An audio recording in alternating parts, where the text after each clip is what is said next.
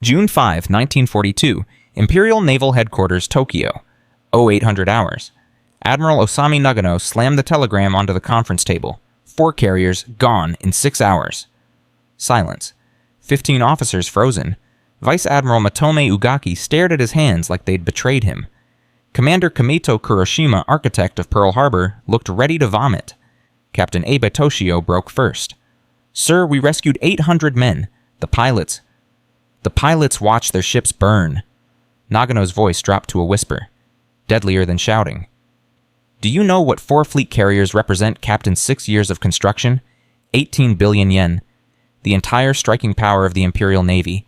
He paused. "Gone before lunch." "We can rebuild," someone said weakly. "In 4 years, the Americans will be in Tokyo Bay in 2. Ugaki cleared his throat. "Sir, what are you proposing?" Nagano walked to the window. Below Tokyo Bay stretched gray and still. Somewhere behind those green curtains hung a half-finished hull. Hull number 110, the 3rd Yamato-class battleship, useless now. "We don't build another battleship," Nagano said quietly. "We convert it into a carrier." The room erupted. "Impossible. The structural stress alone. It's never been attempted at that scale. Can it be done?" Nagano cut through the noise. Ugaki's mouth opened, closed. "Theoretically, but she'd displace 70,000 tons, maybe more." "Perfect." Nagano turned. His eyes were fever bright. "Make her unsinkable. Armor her like a battleship. If we can't have numbers, we'll have invincibility." He leaned over the table. "Midway taught us carriers decide wars now, so we build the carrier that cannot die." Abe felt ice settle in his chest. He'd seen Akagi burn at Midway, seen steel twist and men scream. No ship was unsinkable. But around the table, desperate men grabbed desperate hope. And Abe said nothing. August 1942. Yokosuka Naval Arsenal. 0600 hours. Saburo Takeda drove the rivet home. 3 blows. The steel sank pure, clean, perfect. He moved to the next hole. "Old man, you're embarrassing us." Takeda glanced down from the scaffolding. Young Sato grinned up at him, holding a steel plate. "Then work faster." But Sato wasn't grinning anymore. He was staring at the plate. "This feels wrong."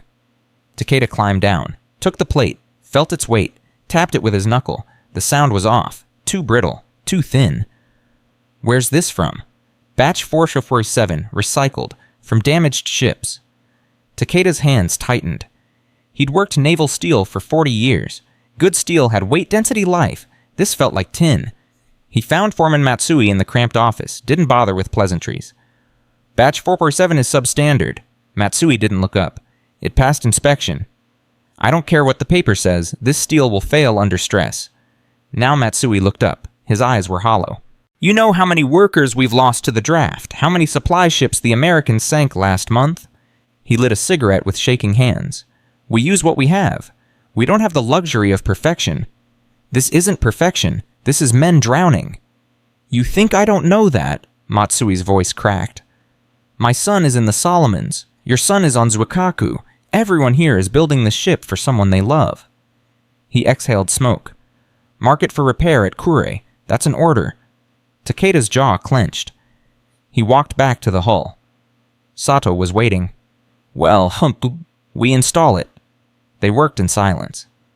Takeda positioned the substandard plate in compartment C-47, a watertight section near the bow. Each rivet he drove with more force than necessary. As if anger could make weak steel strong. Before leaving that night, he pulled out his personal log, a habit from apprentice days. He kept a small sample of every batch of steel he worked with, good or bad. Tonight he cut a piece from batch 447, wrapped it in cloth, wrote in the log August 15, 1942, batch 447, recycled steel inadequate, foreman overruled, installed compartment C-47. This ship is being built on hope instead of engineering. Hope doesn't float. He sealed the sample and the log in a small wooden box, addressed it to his son Kenzo serving on the carrier Zuikaku. "If something happens to me, you'll know why." He didn't know the box would reach his son 3 years later after both the Shinano and Zuikaku had sunk. Didn't know marine archaeologists would find fragments of batch 447 steel in the Shinano's wreckage in 2002, exactly where his log said they'd be. October 8, 1944. Launch day. 1400 hours. No ceremony. No speeches. Gray sky. The scream of steel sliding down Krefisum greased ways. 71,000 tons hit Tokyo Bay. The wave rocked small boats in the harbor. Takeda stood at Gate 7. Watched 2 years of work become something separate from him. The largest carrier ever built. Also unfinished. He could see it unpainted sections. Gaps in the superstructure, missing gun mounts. She looked evacuated mid-construction. Beautiful, isn't she? Sato stood beside him, eyes wide, believing. Takeda wanted to say, she's not ready. We built her too fast. Cut too many corners. Someone will die because of what we didn't do. Instead, yes, beautiful. That night, cheap sake in a dockside bar. Sato asked the question, haunting them both. Think she'll survive the war? Takeda stared into his cup. Thought of his son on Zuikaku. Thought of batch 447 steel. Thought of all the red chalk marks, not ready, not ready, not ready. I think war doesn't care about size. November 25, 1944. Captain's quarters, Shinano, 0900 hours. Captain Abe Toshio stood in his new cabin and felt the ship breathe wrong. Ventilation off, air pressure inconsistent, water running in pipes that shouldn't have water yet, hammering somewhere below. 3 days before departure, Commander Nakamura appeared. Sir, damage control inventory complete. Abe's throat was already dry. And, we have 3 portable pumps for 70,000 tons, firefighting equipment for a destroyer. We're sailing with 200 to 500 souls. What does the chief engineer say? Takamatsu says the equipment at Kure transfers when we arrive.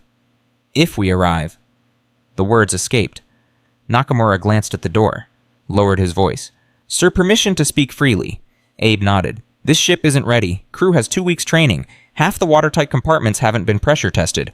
We're taking civilian workers who'll be welding during transit. At night, through submarine waters. Nakamura's hands shook. Request permission to recommend delay. Abe walked to the viewport. Destroyers assembling below. Hamikaze, Yukikaze, Isokaze. Good ships. But destroyers couldn't stop torpedoes if the target was too big to miss. Know what happened to the last captain who requested delay? Nakamura stiffened. No, sir. Patrol boat in the Kurils. Family lost housing. Son expelled from Naval Academy. Abe turned. His collar felt too tight. The Shinano isn't just a ship, Commander. She's a symbol. Proof Japan can still create greatness. Delay admits weakness. Weakness is contagious. With respect, weakness and caution aren't the same thing. The Admiralty doesn't see a difference. Silence. Outside, cranes lifted supplies. Below, workers welded through fatigue. Above, 300 cadets drilled in formations learned last week. Abe's hands were steady when he spoke, but his pulse hammered. We sail 1800 hours, November 28th, 20 knots. Coastal route to Key Sweeto, then inland sea.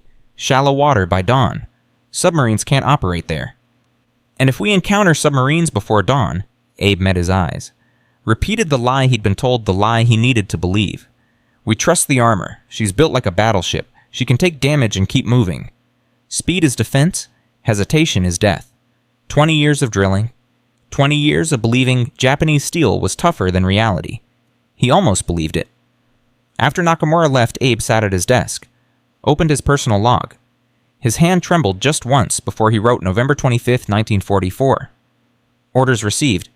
We sail in 3 days. The ship is not ready. The crew is not ready. But the war will not wait. We sail with hope instead of preparation. May it be enough. He closed the log, took 3 deep breaths, then went to inspect his command. November 28, 1944. Pier 6 Yokosuka, 1600 hours. Last workers filed off the gangway. Takeda stood at Pier's edge watching them go. Not selected. Too old. Too specialized. He didn't argue. 61 years of listening to steel. Right now the Shinano was screaming, not literally, but he felt it wrongness in her lines. Gaps in her hull, 1,000 compromises adding up to catastrophe. In his pocket, a letter for his son, written that morning. Kenzo, if you receive this, I was right to worry. The ship I helped build leaves harbor today. I do not believe she will return. I am sorry I could not make her stronger. Sorry I listened to men who cared more about deadlines than lives. The lesson never let urgency override conscience. A building can be rebuilt. A life cannot. Your father. Also in his pocket, the small wooden box containing the steel sample from batch 447 in his work log. He'd tried to mail it yesterday, but something stopped him, some instinct. Sato appeared. You coming to watch her leave? No. Come on, last chance to see your work. Takeda looked at Sato's face. So young. So certain steel and will could overcome physics. You watch for me. He pressed the wooden box into Sato's hands. Give this to my son if anything happens. Nothing's going to happen, old man. Then give it to him anyway. Tell him his father tried. Takeda walked away. Behind him, engines began to turn. Powerful, rhythmic, almost alive. It sounded like confidence. It sounded like the last breath before drowning. November 28, 1944. Bridge of the Shinano, 1800 hours. Lines away, all engines ahead standard. Helm course 180, Abe's voice calm. Officers moved with practiced efficiency. The ship trembled. Propellers bit water for the first time. On the pier, a handful of workers waved. No fanfare. No crowd. Just quiet departure into darkness. Ensign Yasuda stood near hangar deck access watching shoreline recede. 22 years old. Dreamed of carriers since childhood. Instead, empty hangar deck. Fuel drums. Ammunition crates. 300 terrified cadets. You scared Cadet Tanaka farm boy from Akita whispered it? No, Yasuda lied. I am. Tanaka's voice shook. My brother said submarines hunt these waters. Said they see in the dark. Yasuda almost said, we're too big to sink. The armor will protect us. But something stopped him. Maybe the way the ship vibrated wrong. Maybe the welding sounds 3 decks below. Maybe his father's last words. Question everything. Stay close to exits, Yasuda said quietly. Know where your life vest is. Tanaka stared. You think... I think we should be prepared. On the bridge, Abe received the final escort report. 6 destroyers in formation. Sonar clear. Weather rough but manageable. No enemy contacts. Increased to 20 knots.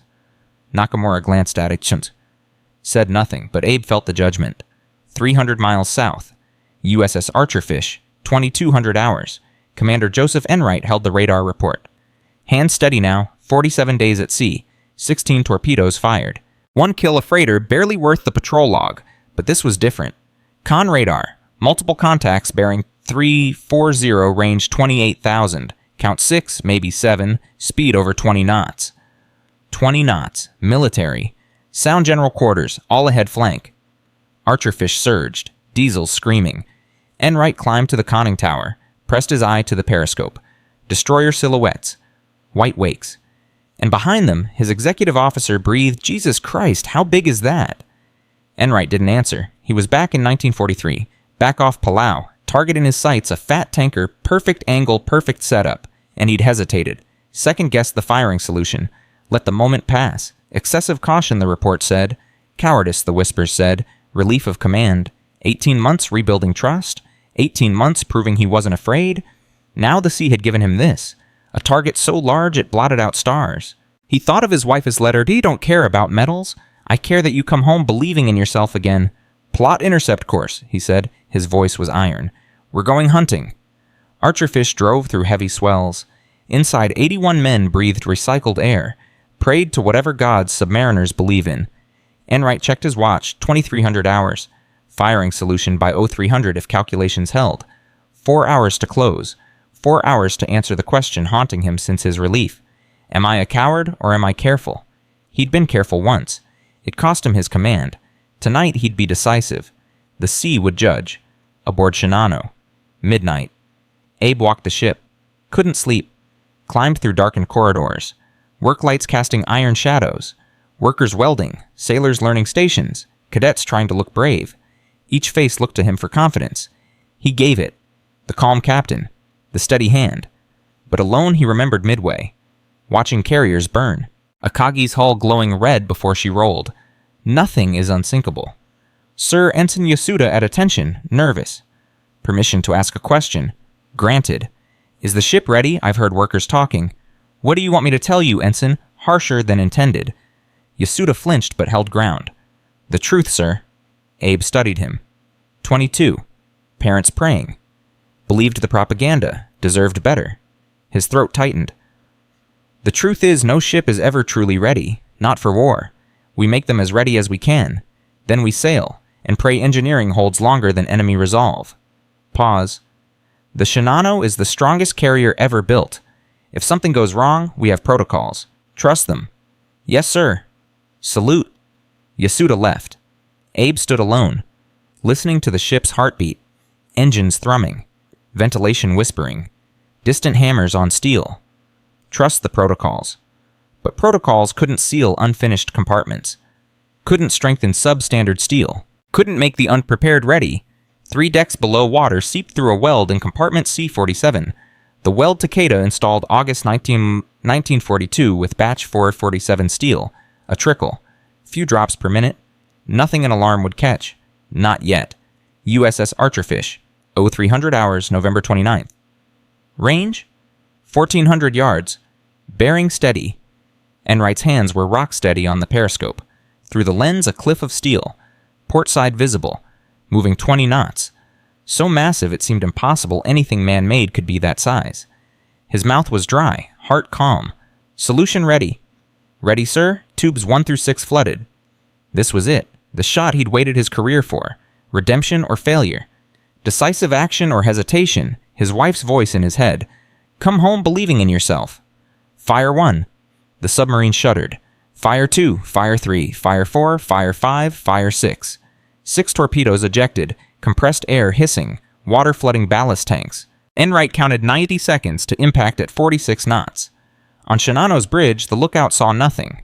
Sea dark? Moon down. Visibility 3 miles. Captain Abe reviewed tomorrow's schedule. Thinking about breakfast, inspections, a letter to his wife. Not thinking about torpedoes. Below Ensign Yasuda finally slept. Dreaming of rice fields, cherry blossoms. Home. Worker Tanaka Kenji finished welding. Joking about celebrations in Kure.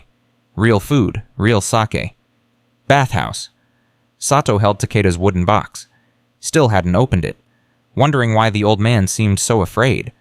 All these futures, all these small hopes, converged in Pacific darkness as 6 torpedoes ran true. Propellers leaving phosphorescent trails. Warheads carrying 643 pounds of torpex each. 3:17 a.m. First torpedo struck. Frame 143. Forward of the boiler room. Explosion punched through hull 16 feet below waterline. Detonated in fuel storage. Blast ripped through 3 decks. Vaporizing steel. Igniting oil. Pressure wave knocked men off feet 200 feet away. 4 more torpedoes struck in 40 seconds. Perfect ladder of destruction along port side. 6th missed. 4 was enough. Damage control center phones screaming. Reports flooding in. Flooding in A-44, A-47, A-50, B-43. Bulkheads supposed to hold. Pumps supposed to handle it. But bulkheads had red chalk marks not ready, and pumps had never been tested under load. Water poured through unsealed seams, through ventilation ducts, through cable passages workers forgot to seal. Abe received first report 3:19 a.m. Torpedoes, sir, port side, multiple hits, taking water. His order automatic, 20 years of drilling. Damage report, counter flooding stations, maintain speed. Maintain speed, because moving ships are harder to hit, because sonar detected no further contacts, because they were 70 miles from shallow water, but speed was death. At 20 knots, water pressure against damaged hull was enormous. Hundreds of tons per hour forcing through every crack, every gap, every unfinished seam. The Shinano wasn't leaking. She was being torn open from within by her own momentum, drowning in her own wake.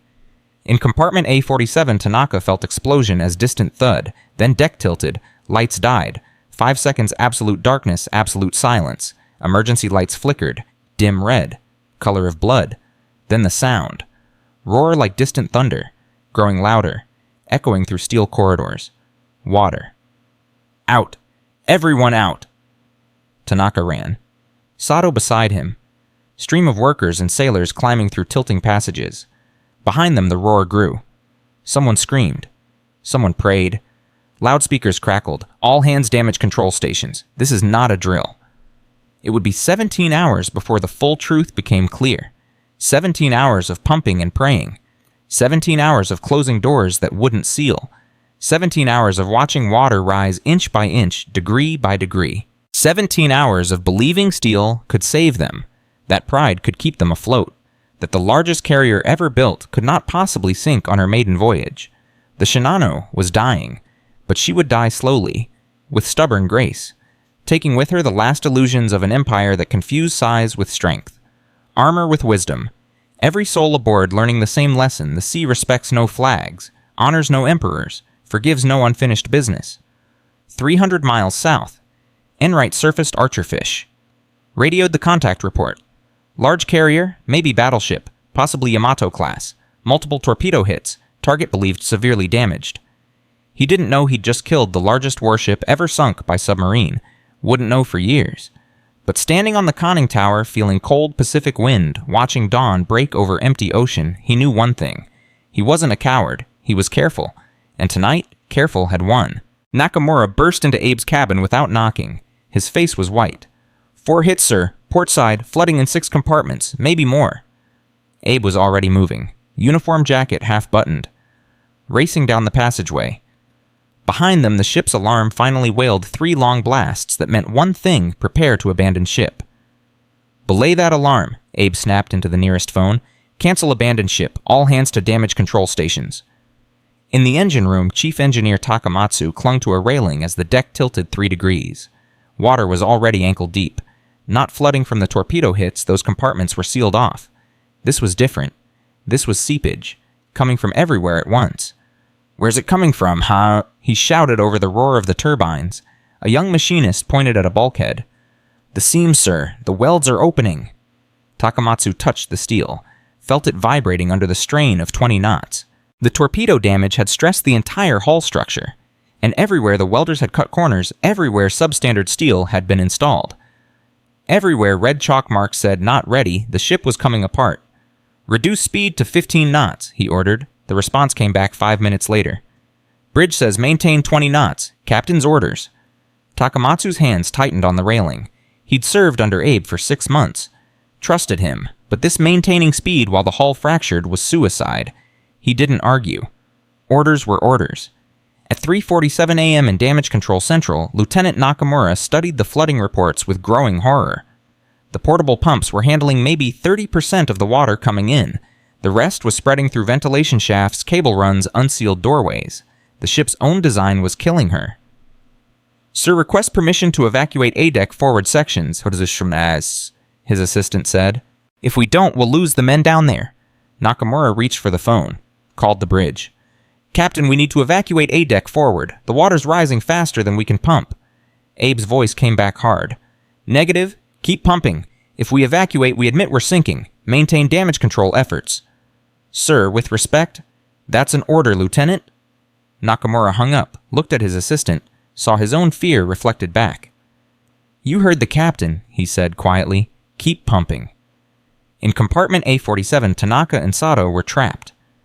They'd been welding when the torpedoes hit. Now water was waist-deep and rising.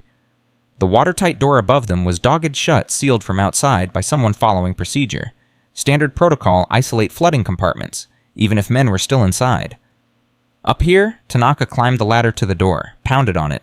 "We're still in here, open up." No response, just the roar of water. Sato was hyperventilating. "We're going to drown. We're going to drown down here, and nobody knows." "Shut up." Tanaka kept pounding. His knuckles split, blood mixed with seawater. "Someone will hear. Someone has to hear." On the other side of that door, Seaman Yoshida heard. He stood with his hand on the locking wheel, frozen. "There's men inside," he said to his petty officer. "I know. We can't just... Orders are to seal all compartments forward of frame 140. We open that door, this entire section floods. 300 men die instead of 2. Yoshida's hand shook on the wheel. He was 19, 3 months out of basic training. They'd taught him to follow orders. They hadn't taught him how to live with the sound of drowning men. "Open the door," someone said behind them. They turned. Ensign Yasuda stood there, face pale but voice steady. "Sir, the orders." "I'm giving you a new order. Open it." The petty officer stepped forward. "Ensign, with respect, I answer to the damage control officer, not, and I answer to my conscience." Yasuda pushed past him, grabbed the wheel, started turning. The door cracked open. Water exploded through. Tanaka and Sato tumbled out in the surge, coughing, gasping. Behind them, the compartment was now completely flooded. The petty officer stared at Yasuda. "You just killed 300 men." "No," Yasuda said quietly. "I saved 2. He didn't know if he believed it. Didn't know if saving 2 while potentially dooming 300 was courage or selfishness. All he knew was he couldn't stand there and listen to men beg. At 4:15 a.m., the list reached 7 degrees. In the enlisted berthing area, 300 cadets clung to bunks that weren't bolted down properly. Boys who'd been in uniform for 6 weeks. Farm kids and factory workers' sons who'd volunteered because the posters made it look glorious. Cadet Tanaka, the one Yasuda had talked to earlier, gripped the bunk frame and tried not to cry. Around him, boys were praying. Some were silent. Some were writing letters they'd never send.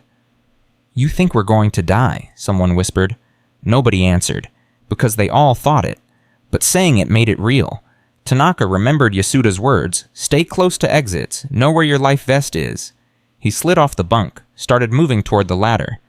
"Where are you going?" his bunkmate hissed. "To get my life vest." "We're not abandoning ship." "I'm not abandoning, I'm preparing." He climbed to the upper deck, found his vest in the locker, put it on, stood at the railing looking out at darkness and destroyers cutting white wakes around them. One of the destroyers, Hamikaze, was signaling with a lamp. Tanaka couldn't read Morse code, but he could read urgency. Short bursts, repeated, insistent. On Hamikaze's bridge, Commander Terauchi was losing patience. "Signal again," he told his radio man. "Recommend immediate reduction in speed. Recommend damage assessment. Recommend consideration of beaching in shallow water." The response came back. "Maintain formation. Maintain speed. Situation under control." Terauchi slammed his fist on the chart table. "Under control, she's listing 7 degrees and leaving an oil slick visible from 5 miles away." His executive officer spoke carefully.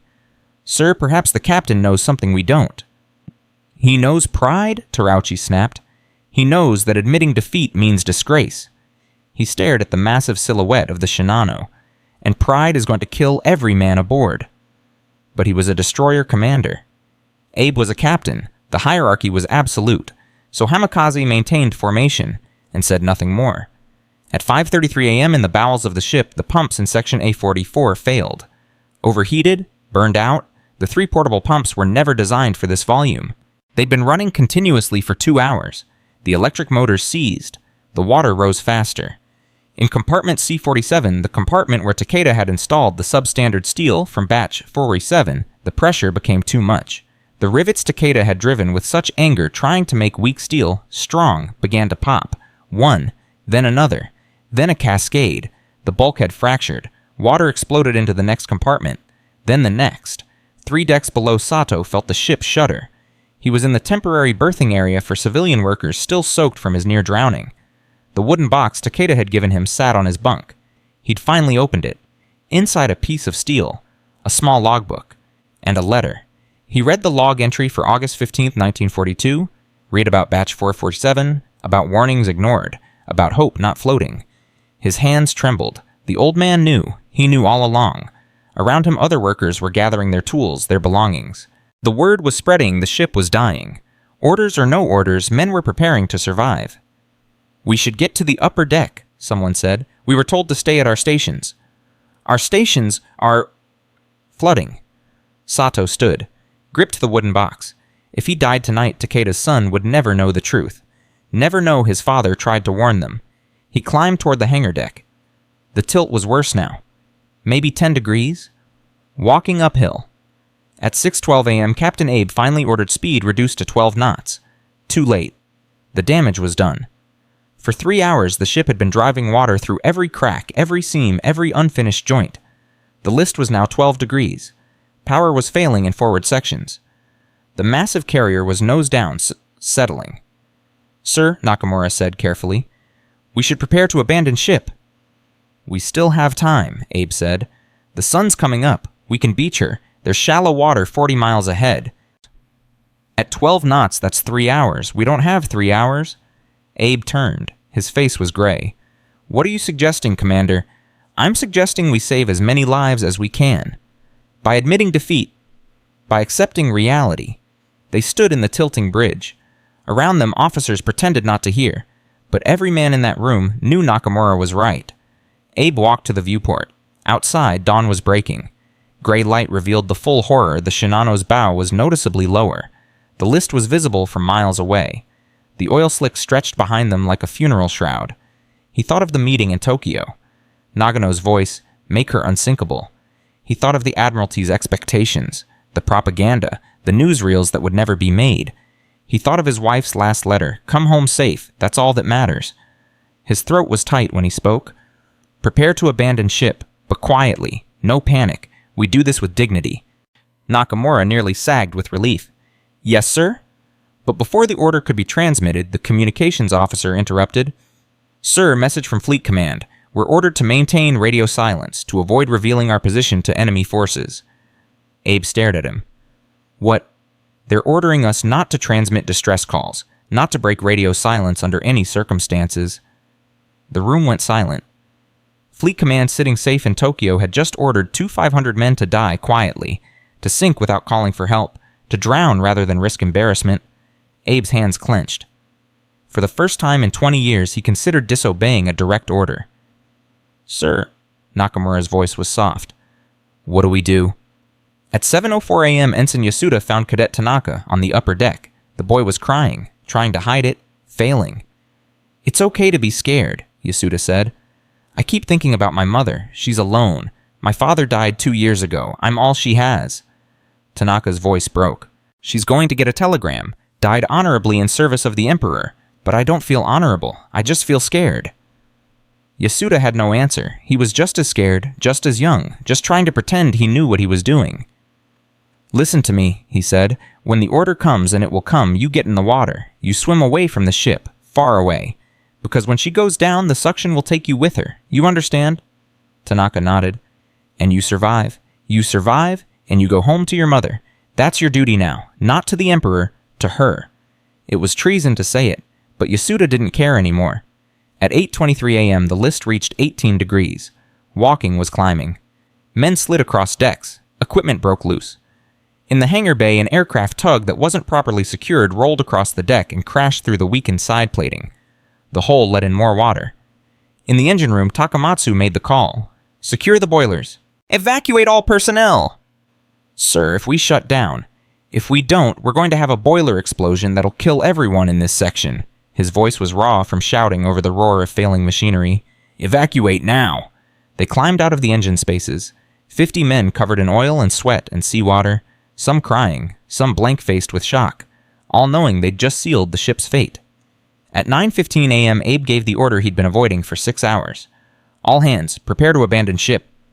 The announcement echoed through steel corridors. Some men had been waiting for it. Some refused to believe it. Some were already in the water. Nakamura organized the evacuation. Senior officers to lifeboats, enlisted men to rafts, civilians to anything that floated. But there weren't enough boats. The Shinano had been equipped for a crew of 1 to 800. She was carrying 2 515. Get the wounded off first, Nakamura ordered. Then the youngest. Sir, regulations say senior personnel. I don't care what regulations say. The wounded and the young go first. Sato reached the upper deck carrying Takeda's wooden box. Around him, chaos. Men climbing over each other, life vests being torn from hands. Someone was praying loudly in a voice that didn't sound sane. He saw Yasuda organizing cadets into a line. Calm voice, steady hands. The young ensign had become the father these boys needed. Yushpi, Yasuda called to Sato. Can you swim? Yes? Then help me get these boys into the water. Most of them can't swim. Sato shoved the wooden box into his shirt, grabbed the nearest cadet, a skinny kid who looked 14. When you hit the water, kick away from the ship. Don't stop kicking. Understand? The kid nodded, eyes huge with terror. They jumped together. At 10:03 a.m., the Shinano's list reached 27 degrees. She was on her side now. Men walked on bulkheads, climbed through hatches that had become vertical shafts. In his cabin, Abe stood alone. His personal log lay open on the desk. He'd written one final entry, November 29, 1944. 1,000 hours. I have failed. Failed my crew, failed my ship, failed my nation. The Shinano is lost. I accept full responsibility. I will go down with her as honor demands. To those who survive, tell them we tried. Tell them the steel was not at fault. We were. We built too fast, believed too much, listened too little. May this be the last ship lost to pride. He closed the log, placed his cap carefully on the desk. Nakamura appeared in the doorway. Sir, the last boat is leaving? Then go. Sir. That's an order, Commander. You've served with distinction. Now save yourself. I can't leave you. You can. You must. Abe's voice softened. Someone needs to tell the truth about what happened here. And you're the only one I trust to tell it honestly. Nakamura's eyes filled. He came to attention, saluted. Abe returned it. "Go," he said quietly. "Live. Remember, teach." Nakamura left. Abe walked to the bridge. The ship was groaning now, steel screaming as it twisted. The sound was almost alive, almost human. He gripped the railing, looked out at the Pacific, at the destroyers standing off waiting, at the men in the water, small dots against vast gray. He thought, "I'm sorry, I'm so sorry." The Shinano rolled further. 30 degrees, 35. At 10:18 a.m., her bow touched the ocean floor 300 feet below. Her stern rose into the air. Men still clinging to the flight deck screamed as they fell. The massive propellers, still warm from hours of turning, emerged from the water, spun lazily in the air for a moment. Then the ship began her final plunge. Sato was 300 yards away, clinging to a piece of decking with 4 other men. They watched the carrier die.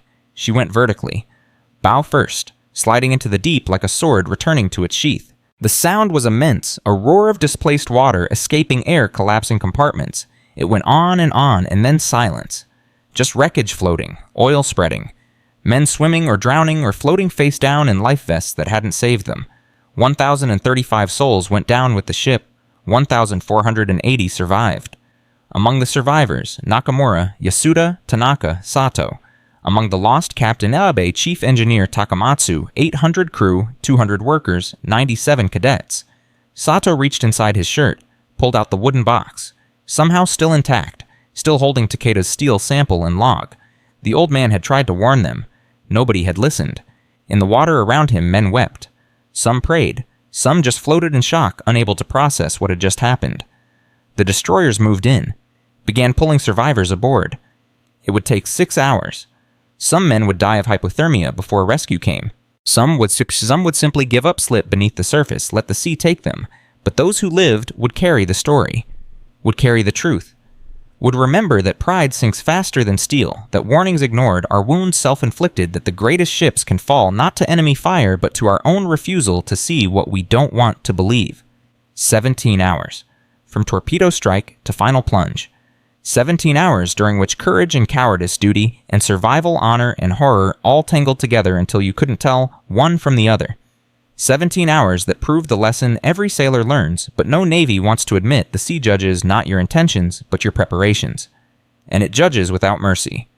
The destroyer Hamikaze pulled the last survivor from the water at 4:47 p.m. 19-year-old seaman Yoshida, the one who'd stood frozen at the watertight door, unable to decide whether to save 2 men or 300. He was hypothermic, delirious.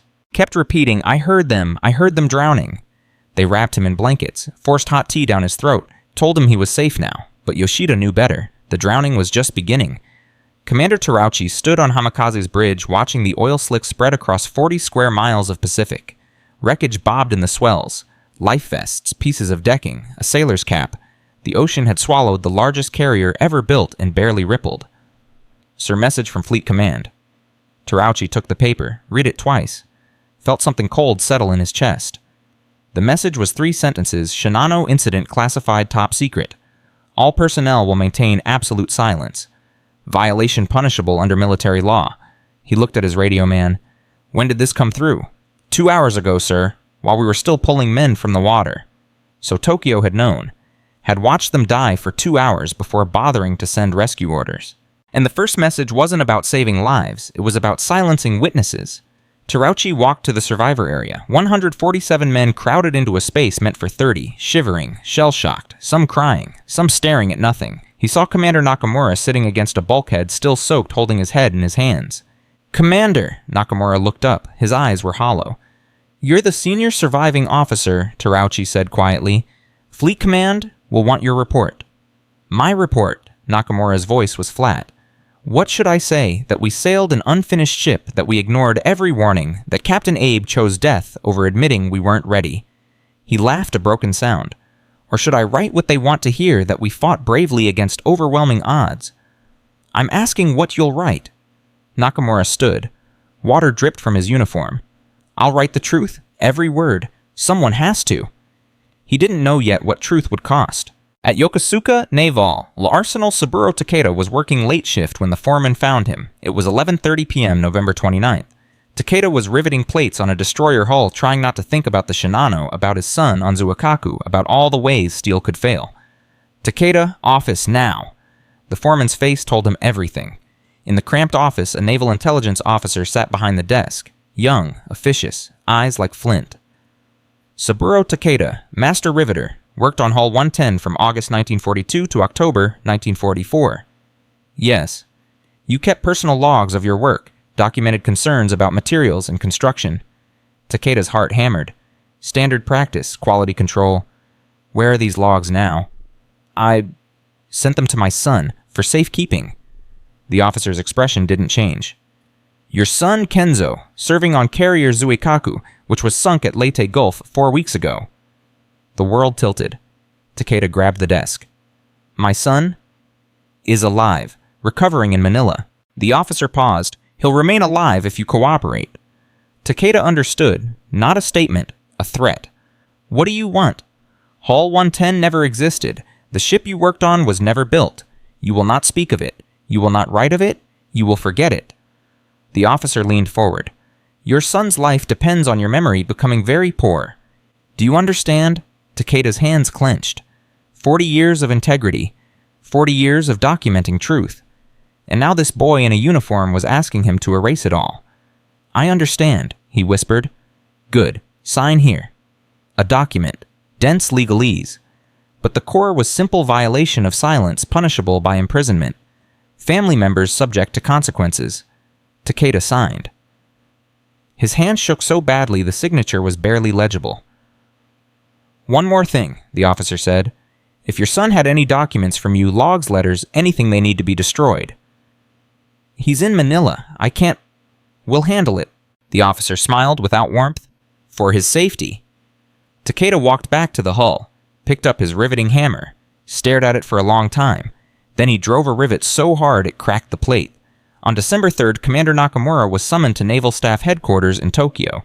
He'd spent 4 days writing his report, 12 pages, detailed, unflinching, every mistake documented, every warning ignored, every death accounted for. He handed it to Rear Admiral Kato, head of the investigative board. Kato read in silence. His face grew darker with each page. This is your official report. Yes, sir? It's unacceptable. Nakamura blinked. Sir, you blame command decisions, you blame construction quality, you blame scheduling pressure.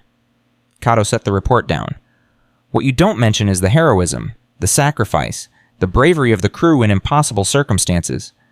With respect, sir, there was bravery, but there was also negligence. If we don't acknowledge, Commander, Kato's voice went cold. The Shinano's loss is a national humiliation, the largest carrier ever built, sunk on her maiden voyage. Do you understand what that does to morale, to the public's faith in our Navy?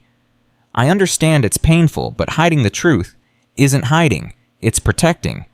Kato opened a drawer, pulled out a different document. This is the report you're going to sign. It says the Shinano encountered an overwhelming submarine attack, multiple boats, dozens of torpedoes. The ship fought valiantly, but was overcome by superior numbers. Captain Abe died heroically. The crew performed their duties with distinction. Nakamura stared at the lie typed neatly on official stationery. I won't sign it. Then you'll face court-martial for dereliction of duty, failure to properly execute damage control procedures, contributing to the loss of a strategic asset. Kato leaned back. You'll be dishonorably discharged. Your family will lose their military housing. Your children will be barred from military academies. Your pension gone. You're asking me to lie about why 1-435 men died. I'm asking you to serve your country one more time. They stared at each other. Nakamura thought of his wife, his 3 children, his parents who depended on his income, thought of truth and honor and duty and survival. He picked up the pen. His hand hovered over the page. If I sign this, he said quietly, will you at least read my real report? Will someone in authority know what actually happened? Your report will be filed classified, meaning buried, meaning preserved, for history to judge when history is ready. Nakamura signed. He walked out of headquarters into cold December rain and vomited in an alley. That night he started drinking, would drink for the next 30 years. In Manila, Kenzo Takeda sat in a military hospital bed reading his father's wooden box for the 3rd time. The steel sample, the log entries, the warnings about batch 447. A naval officer appeared in the doorway. Not a doctor. Intelligence. Seaman Takeda. Kenzo quickly closed the box. I need to inspect your personal effects. Why? Security review, standard procedure for all Leyte Gulf survivors. Kenzo's grip tightened on the box. These are letters from my father, which makes them subject to review. The officer held out his hand. Not a request, a command. Kenzo thought about refusing. Thought about his father's careful documentation, 40 years of integrity preserved in wood and paper. Then he thought about what happened to people who refused intelligence officers. He handed over the box. The officer opened it, examined the steel sample, flipped through the log. His expression never changed. I'll return this once it's been reviewed. When? Soon. The officer walked out. Kenzo never saw the box again. Never saw proof his father had tried to save lives. Never had evidence that someone had spoken truth. Just an empty space where justice used to be. On December 10, 1944, Ensign Yasuda reported to his new assignment a patrol boat in the Kurils, the same punishment zone where captains who requested delays were sent.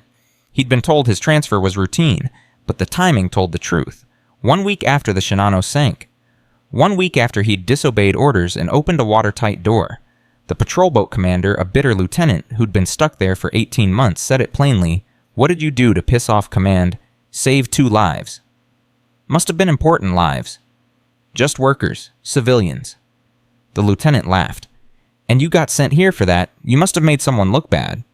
Yasuda understood then. Not punishment for disobedience. Punishment for being a witness. For being someone who might talk. Someone who might tell civilian families their loved ones died in flooded compartments, while officers followed procedure. Better to put him somewhere cold and distant. Somewhere he'd learn to keep his mouth shut. He lasted 2 years in the Kurils. Froze.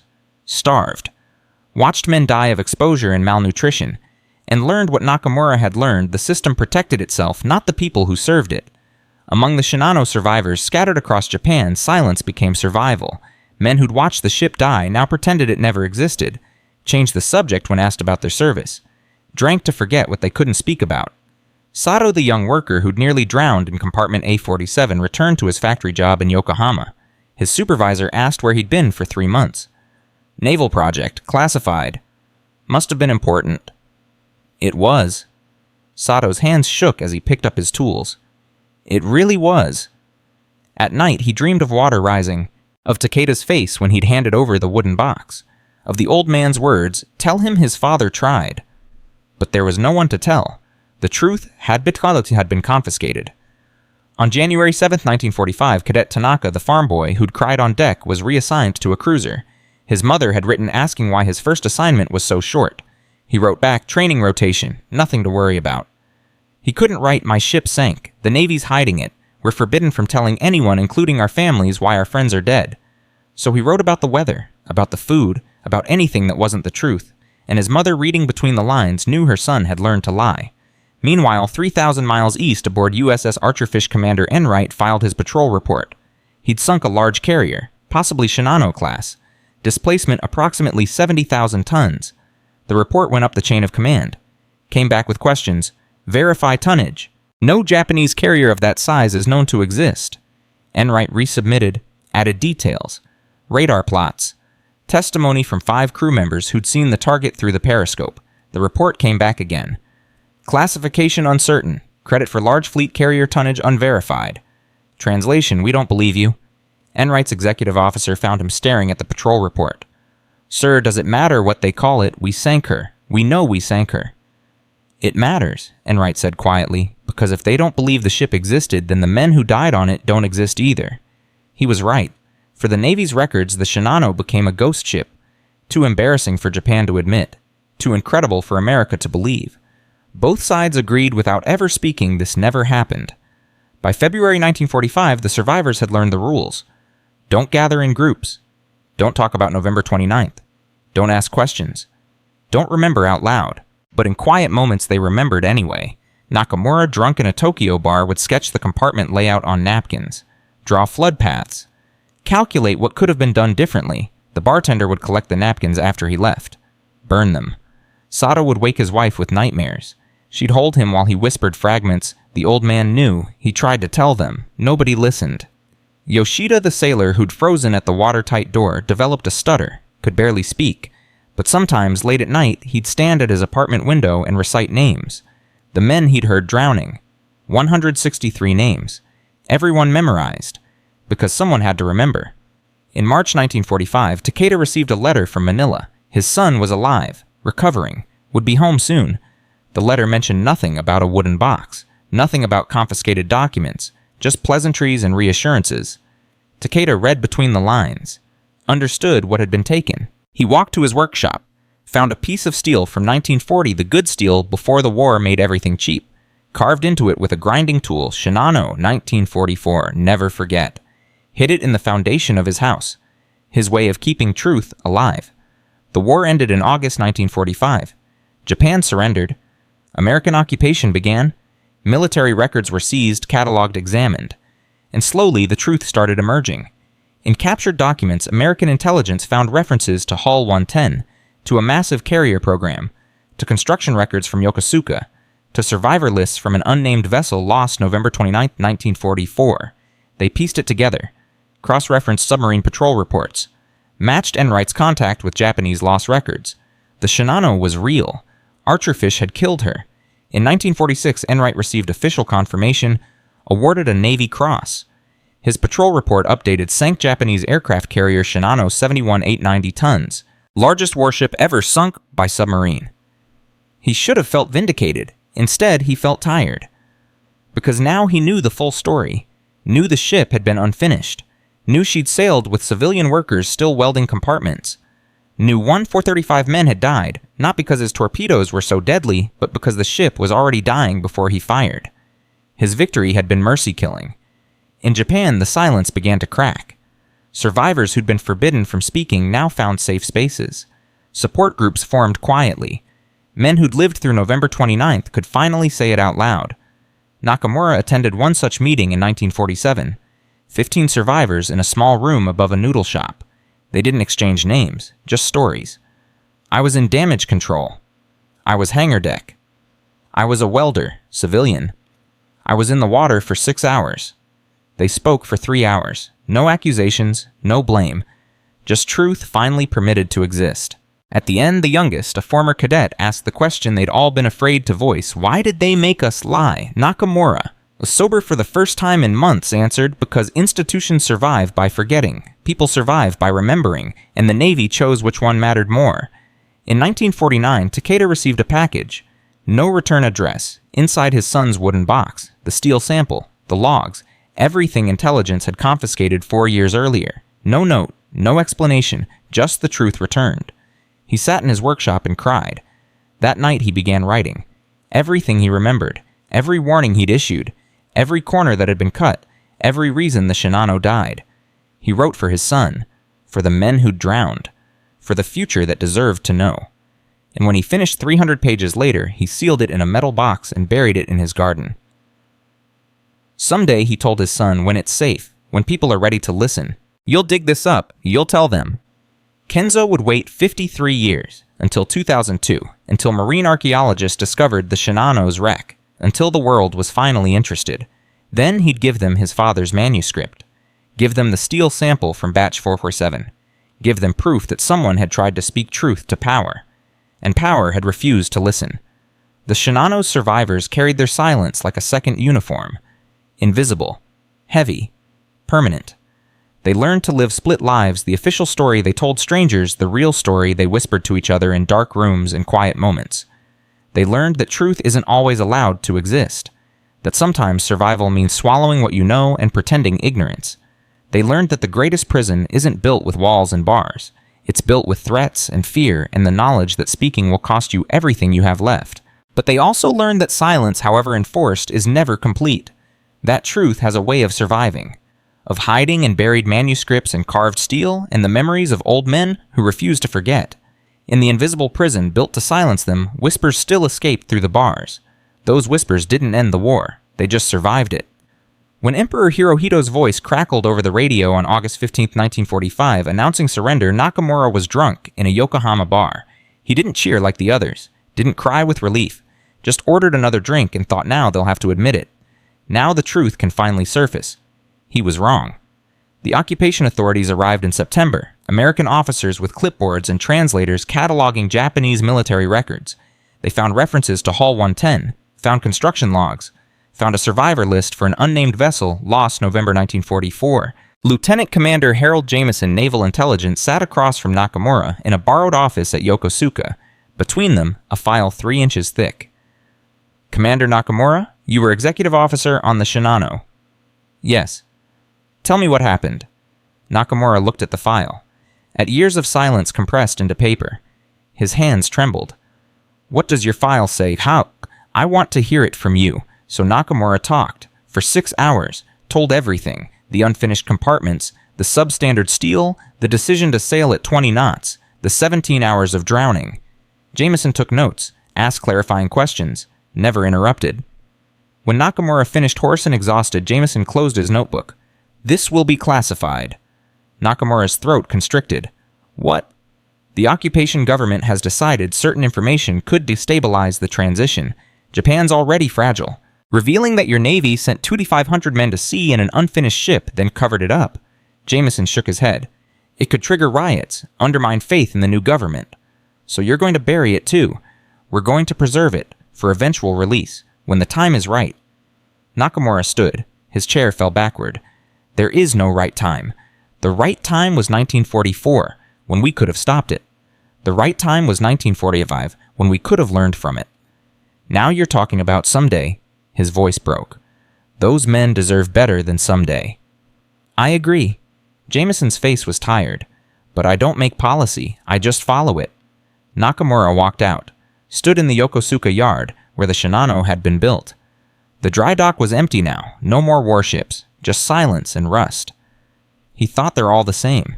Japanese command, American occupation, different flags, same instinct. Protect the institution, bury the bodies, call it stability. That night he went home and told his wife he was done.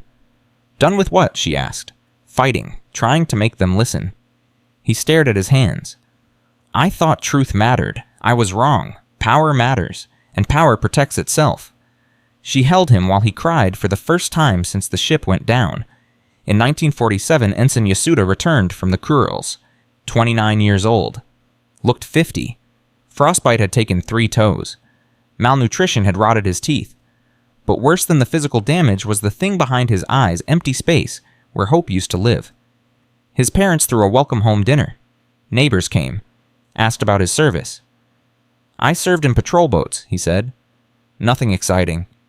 They wanted war stories, heroism, something to make the suffering meaningful. He gave them silence. After everyone left, his father asked, what really happened to you? Yasuda looked at the man who'd raised him to believe in honor and duty and truth. I saved 2 men and got punished for it. I watched a ship sink that should never have sailed, and then I spent 2 years learning that the system doesn't forgive people who care more about lives than orders. His father frowned. That's not how our Navy works. That's exactly how it works. Yasuda moved out the next week, found work at a fishery, never wore his uniform again, never attended veterans gatherings, never spoke about the war except to say, I survived. But survival wasn't living. It was just not dying. The first survivor to break silence publicly was Sato. In 1952, 7 years after the war ended, he gave an interview to a small labor newspaper. Talked about working conditions on military projects. Mentioned the Shinano in passing, how workers had been forced to use substandard materials, how warnings were ignored, how civilian deaths were covered up. The newspaper printed it. 300 copies. Local circulation only. 2 days later, 3 men came to his apartment. No uniforms, no badges, just men in suits with cold eyes. You signed a secrecy agreement in 1945. The war's over. The agreement isn't. They didn't threaten directly, just mentioned his elderly mother, his sister's teaching job, his nephew's university application, all the things that could become difficult if Sato continued talking. He understood. The war had ended, the silence hadn't. He never gave another interview, but the story survived. Passed quietly among labor unions and leftist groups. Photocopied. Whispered. A fragment of truth circulating underground. In 1958, an American journalist named Robert Mitchell started researching submarine warfare in the Pacific. Found Commander Enright's patrol reports. Read about sinking a 71,000-ton carrier. He tracked down Enright, retired in California. Can you tell me about the Shinano? Enright poured coffee. Sat on his porch, overlooking the ocean. I can tell you I sank her. 6 torpedoes, 17 hours to go down. Largest warship ever sunk by submarine. Japanese records say she was on her maiden voyage, barely operational. I didn't know that then, just saw a target. Does it change anything, knowing she was unfinished? Enright stared at the horizon. I used to think I'd won something that night, proved I wasn't a coward, redeemed myself. He paused. Then I learned the truth. That ship was a coffin before I ever fired. The men who died were sent to sea in something that couldn't protect them. He looked at Mitchell. I don't know what to call that. Victory, mercy, murder, shortcut. Mitchell published the article in 1959. It caused minor waves. Military historians took note. But most Americans didn't care about a Japanese carrier sunk 15 years ago. The war was over. Move on. In Japan, the article was translated and circulated among survivors. They read Enright's words that ship was a coffin before I ever fired, and felt something shift. An American commander had spoken their truth. An enemy had validated what they'd been forbidden to say. Nakamura read the article in his small apartment. He was working as a warehouse clerk now, drinking less but smoking more. The article lay on his table for 3 days before he picked up a pen. He wrote to Mitchell, told his story, sent it with no expectation of reply. Mitchell wrote back 6 months later. Your letter is remarkable. Would you be willing to be interviewed on record? Nakamura thought about his family, his wife's health, his son's career, all the reasons to stay silent. Then he thought about Abe standing on the bridge as the ship went down, about young cadets who'd never see 20, about Takeda trying to warn anyone who'd listen. He wrote back, yes.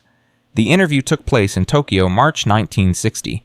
Mitchell brought a tape recorder. Nakamura talked for 12 hours over 3 days, told everything. At the end, Mitchell asked, why now? Why speak after 15 years? Because I'm dying. Nakamura lit another cigarette. Lung cancer. 6 months, maybe a year. They can't threaten my career anymore. Can't take my pension. Can't hurt my family. They're grown independent. I'm finally free to tell the truth. You waited until it cost you nothing. I waited until I had nothing left to lose. That's not the same thing. Nakamura's eyes watered. Not emotion, just smoke. The brave ones spoke in 1945 and were destroyed. I'm not brave. I'm just terminal. Mitchell's article appeared in 1961. The ship that shouldn't have sailed inside Japan's greatest naval disaster. It included Nakamura's testimony, Takeda's warnings from Sato's interview, survivors' accounts compiled from underground sources. It was picked up by major newspapers, translated back into Japanese.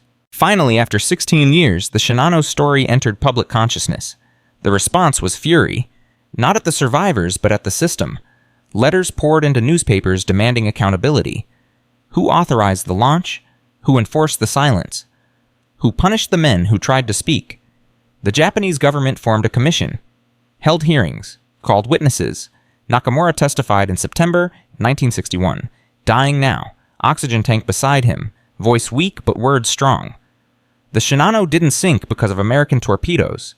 She sank because pride matters more than people in our culture, because admitting unreadiness was seen as weakness, because 200 to 500 lives were worth less than avoiding embarrassment.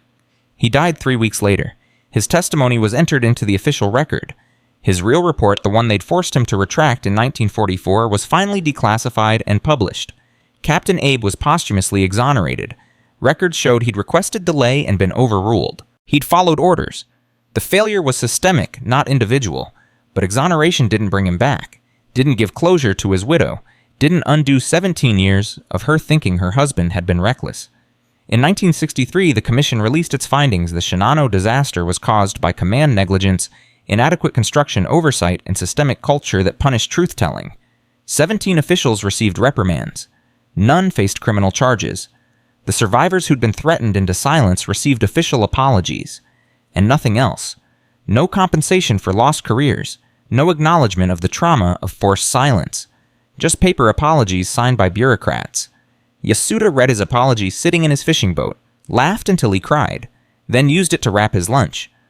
But something had shifted. The survivors could finally gather openly. In 1964, they held the first official Shinano memorial service. 53 survivors attended, average age 48. They looked 70. They shared stories, not the sanitized version, the real one. Water rising, men drowning, officers lying, systems failing. Cadet Tanaka, now a middle-aged teacher, spoke about the farm boy he'd been. How he'd believed the propaganda. How November 29, 1944 had taught him that institutions lie and faith kills. I spent 20 years thinking I was crazy, he said, thinking my memories were wrong, because everyone said the Shinano had fought gloriously, but I remembered terror, chaos, water in my mouth, and I thought maybe I'm defective, maybe I'm the problem. He looked around at the other survivors. But I wasn't. We weren't. The system was, and they made us think we were broken for remembering the truth. In 1970, Takeda died. His son Kenzo, now 52, found the metal box buried in the garden, inside 300 pages of testimony, the steel sample from batch 447, and a note to whoever reads this, I tried to stop it. Nobody would listen. Not because my evidence was weak, but because truth is always weak against power's need to believe its own stories. Learn from this. When engineers warn and administrators override, people die. Every time. No exceptions. Kenzo donated everything to the newly established National Maritime Museum. The exhibit opened in 1972, The Shinano Lessons in Steel and Silence. It included Takeda's manuscript, Nakamura's testimony, photographs of survivors, the actual steel sample from batch 447 analyzed and confirmed to be substandard, and in the center a list of 1,435 names. Every person who died November 29, 1944. Not statistics, not casualties, names, ages, hometowns, the youngest 15, a galley worker who'd lied about his age to support his family, the oldest 63, Takeda's colleague, a master welder who'd refused to abandon the ship during construction. The exhibit drew massive crowds. School children on field trips, veterans in wheelchairs, families searching for names they'd been told to forget. In 1975, Commander Enright visited Japan for the first time since the war. He was 73, came to see the exhibit, to understand what he'd actually sunk. Kenzo met him there. They stood before the wall of names. My father helped build this ship, Kenzo said. He knew she wasn't ready, tried to stop it. I fired the torpedoes, Enright replied. Thought I was winning the war. Were you Enright looked at the names. At the 15-year-old galley worker, at the 63-year-old welder. I don't know anymore. I killed a ship that was already dying. I'm not sure what that makes me. They stood in silence. Killer and builder's son, enemy and survivor. Two old men trying to find meaning in old steel and old choices. Finally, Kenzo said, My father wrote that truth is always weak against power's need to believe its own stories. You and I were just proof of that. You believed you were hunting evil. They believed they were building invincibility. Both sides believed so hard they couldn't see what was real. What was real? That steel has limits, that men make mistakes, that rushing creation guarantees destruction. Kenzo touched the glass case holding his father's steel sample. That you can't sink the truth forever. Eventually it surfaces. But by the time it surfaced, so many were gone. Nakamura dead before vindication. Abe drowned without knowing he'd be exonerated. Takeda buried without seeing his warnings acknowledged. Hundreds of survivors who'd lived with forced silence until silence became their graves.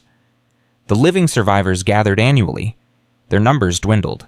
1980, 37. 1990, 19.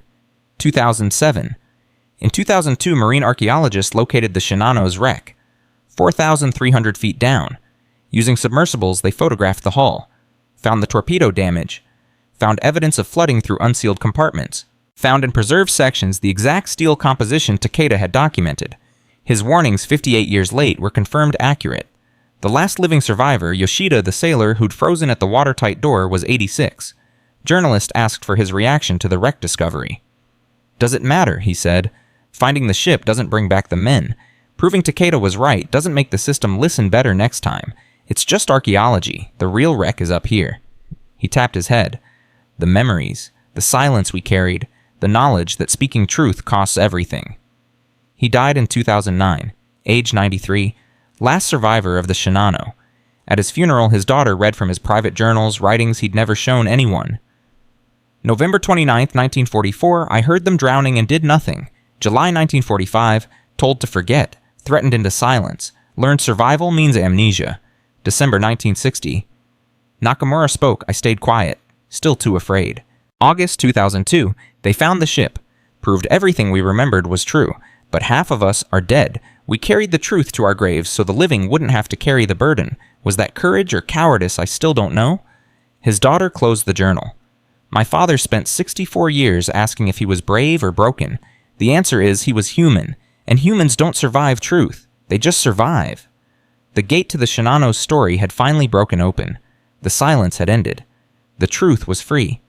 But freedom came too late for the men who'd drowned in November. Too late for the survivors who'd died before vindication. Too late for the families who'd believed official lies their entire lives. Too late for the system to learn before sending other ships, other men, into other disasters born of pride and deadline pressure. Liberation arrived, but the cells were already empty. The prisoners were ghosts. And the living, the ones who'd waited decades to speak, were too old, too tired, too haunted to feel anything but relief that the burden could finally be set down. The Shinano's truth was free. But freedom is always too late for those who drown in silence, waiting for someone to listen. But that burden, once set down, didn't disappear. It transformed. In 2010, a year after Yoshida's funeral, his daughter Keiko stood in the National Maritime Museum holding her father's journals. The curator had asked to include them in the permanent Shinano exhibit. He never wanted anyone to read these, she said. I know. The curator, a woman named Hiroko Matsumoto, was 63. Her grandfather had been one of the civilian workers who'd drowned. But he also kept them. For 64 years. That means something. Keiko opened to a random page, her father's handwriting shaky in his final years. The truth doesn't set you free, it just makes you responsible. For remembering. For telling. For not letting it happen again. She closed the journal. What if I don't want that responsibility? Matsumoto looked at her steadily. Then 435 people died for nothing. They drowned in silence, and we'll let them stay drowned. She paused. Your father carried this alone his whole life. You can share the weight with thousands. That's the difference memory makes. Keiko donated the journals. They went on display in November 2010, 66 years after the sinking.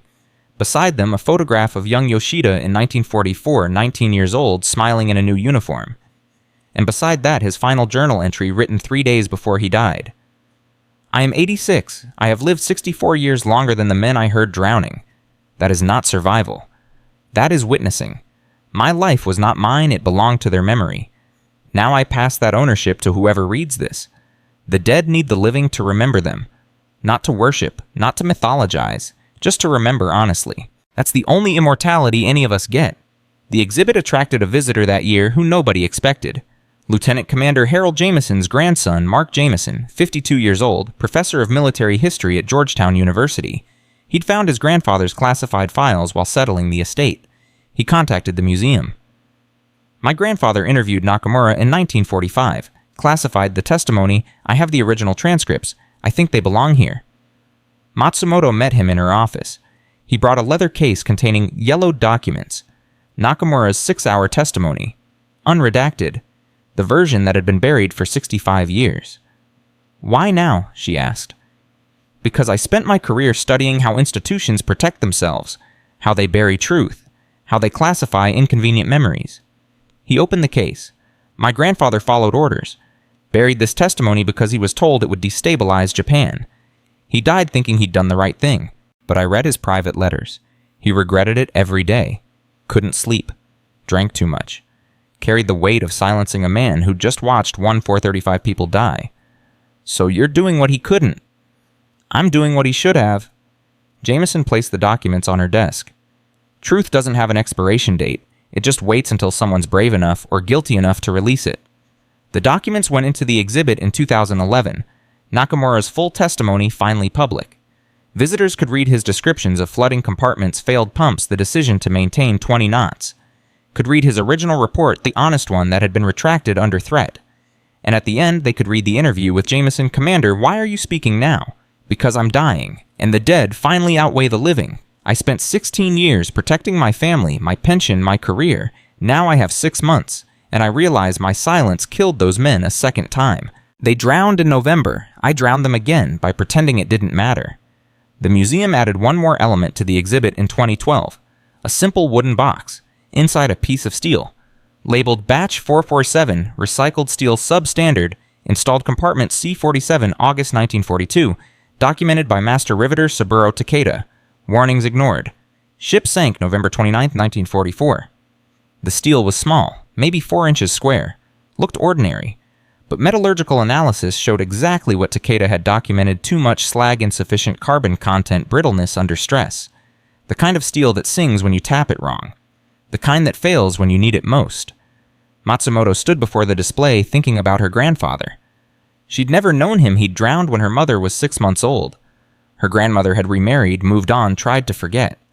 But her mother had given her his name, Kenji. The same name as Tanaka Kenji, the welder who'd survived. "Did you ever meet him, Mom?" a visitor asked. American, young, probably military, the haircut gave it away. "My grandfather, no. He died before I was born." "What did he do on the ship?" "He welded. He installed substandard steel because he was ordered to, and he survived to spend 60 years wishing he'd refused." The young man stared at the steel sample.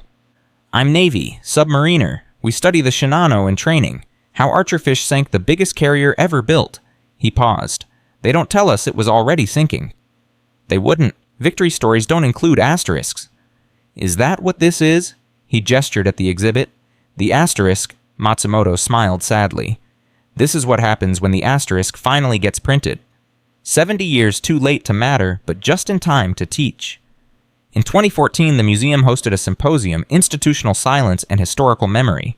Scholars from 6 countries, survivors' families, naval historians, and one surprise guest, Captain Robert Mueller, commander of USS Michigan, a nuclear submarine. He'd requested to speak. Matsumoto approved without knowing why. Mueller stood at the podium before 200 people. "I command the most powerful submarine in the world, 800 feet long, 18,000 tons, 24 ballistic missiles. I can destroy entire cities without surfacing." He paused. "But I came here because I needed to understand what happens when power stops listening to truth." He told a story. 2 years earlier, his chief engineer had flagged a problem with reactor coolant systems. Minor, probably, but worth investigating. Mueller had been on a tight schedule. Behind on qualifications. Under pressure from squadron command. He'd overruled the engineer. Maintained schedule. 3 weeks later, the problem worsened. They'd had to emergency surface. Spent 6 months in repair. The Admiral had been furious. Mueller's career had stalled. "I was angry," he said. "Blame my engineer for not being clearer. Blame my crew for not catching it earlier. Blamed everyone except the person responsible." He looked at the Shinano exhibit behind him. "Then I read about Takeda, about how he'd flagged substandard steel and been overruled, about how he'd watched the ship sink and known it was his rivets failing. I realized I was Foreman Matsui. I was the officer on the bridge. I was every person who chose schedule over safety." "What changed?" someone asked. "I stopped talking. Started listening. When my people raise concerns, now I don't explain them away. I investigate. Even if it costs time. Even if it makes me look weak. Because the Shinano taught me something we don't like to admit." He gestured at the names on the wall. "Pride kills. Certainty kills. The belief that we can't possibly be wrong, that kills more efficiently than any weapon." After the symposium, an elderly woman approached Matsumoto, 87 years old. Used a walker, but her eyes were sharp. "I'm Abe Sachiko, Captain Abe's daughter." Matsumoto's breath caught. "I didn't know he had children." "I was 3 when he died. Don't remember him." Sachiko looked at her father's photograph in the exhibit Captain Abe on the bridge 1944, weeks before the Shinano launched. "My mother never spoke about him, not once. When I asked, she'd say, 'Your father died with honor,' nothing more." "Did you believe her?" "I believed he was a coward, that he'd sailed an unready ship and gotten 1,435 people killed. That's what everyone said, what the newspapers implied, what the Navy's official reports suggested." She touched her father's photograph. "I spent 70 years ashamed of him. And now I've read Nakamura's testimony, read the commission findings, learned my father requested delay and was overruled, that he followed orders, that he died trying to save his crew." Her voice cracked. "I spent 70 years hating a man who was just trying to do his duty in a system that punished honesty." Matsumoto took her hand. He would have understood. That's what the system does, makes us hate the wrong people, makes us blame individuals for institutional failures. "I'm 97 years old. I don't have time left to forgive properly." "Then don't forgive. Just remember honestly, that's all any of us can do. Sachiko came back every month until she died in 2017, sat before her father's photograph, talked to him, told him about her life, her children, her career as a teacher, told him she understood now, told him she was sorry for believing the lies.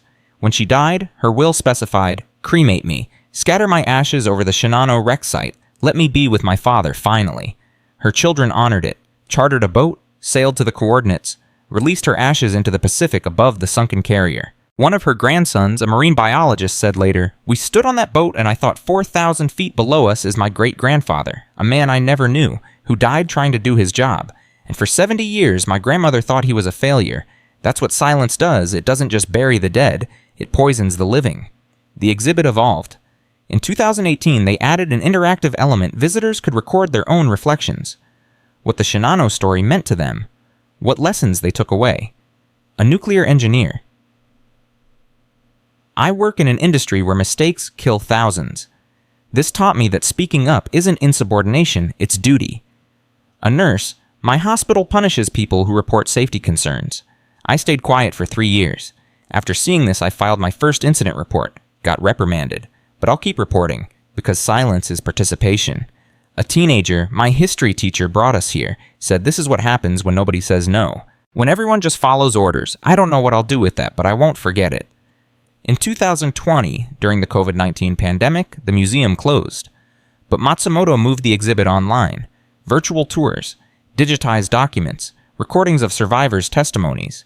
One video went viral, Nakamura's grandson reading his grandfather's final interview.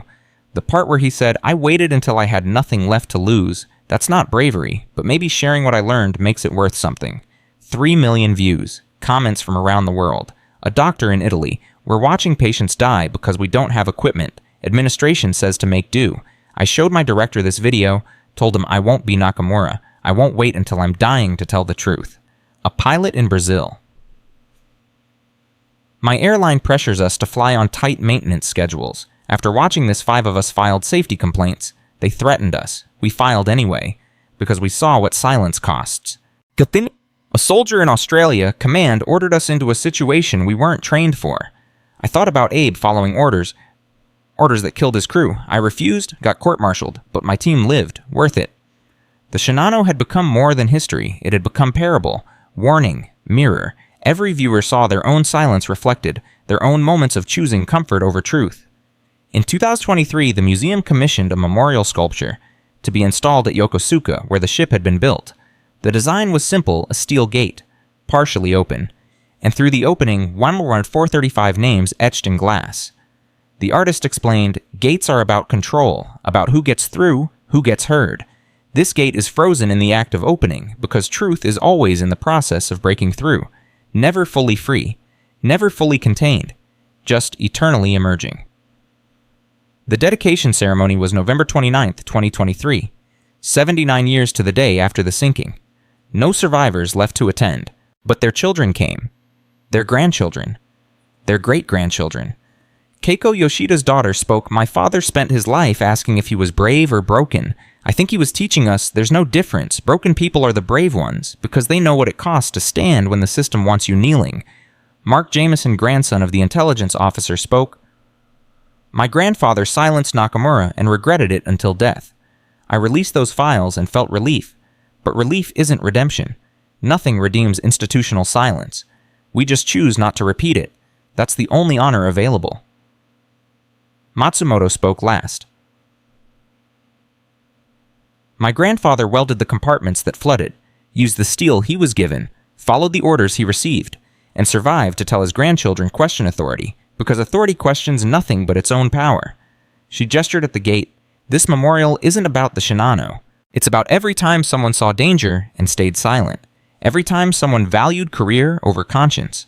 Every time someone drowned in policy." She paused, looked at the crowd, saw faces from 30 countries, saw military uniforms and civilian clothes, saw young and old, all carrying their own silences. The men who died here didn't die for Japan. They died for expedience, for deadline pressure, for institutional pride, and if we only remember them as victims, we waste their death. Her voice strengthened. But if we remember them, as warning if we hear their silence screaming across 79 years, then maybe 1-436 deaths purchase something. Not redemption, not meaning, just attention. Just the willingness to ask, am I building a ship that can't float? Am I welding compartments with substandard steel? Am I following orders that lead to drowning? She walked to the gate, touched one of the names etched in glass. These men want nothing from us. They're past wanting. But their memory demands something that we recognize ourselves in their story, that we see our own silence in their drowning, that we understand institutional failure isn't abstract, it's personal. It's 1-436 people who trusted the system to value their lives more than its pride. The gate stood in Yokosuka now.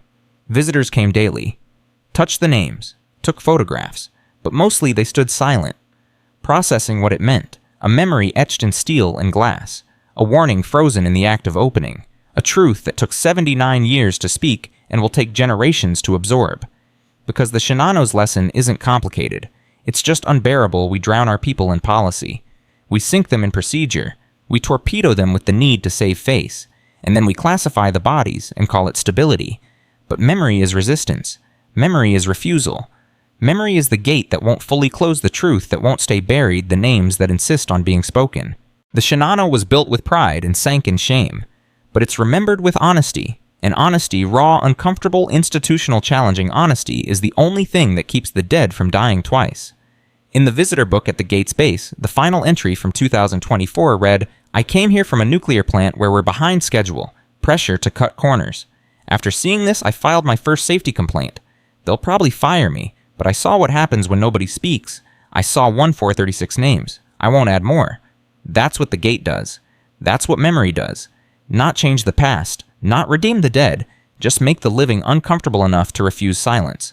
To choose the gate opening and over the gate closed. To recognize that every time we stay quiet about danger, we're welding compartments with substandard steel. And somewhere 4,000 feet down in the Pacific, the Shinano rests with her 1-435 souls, no longer a secret, no longer a shame, no longer a classified regret. Just a lesson. Expensive. Permanent. Waiting for the next person who thinks institutional loyalty matters more than institutional honesty. The gate stands open. The names glow in sunlight.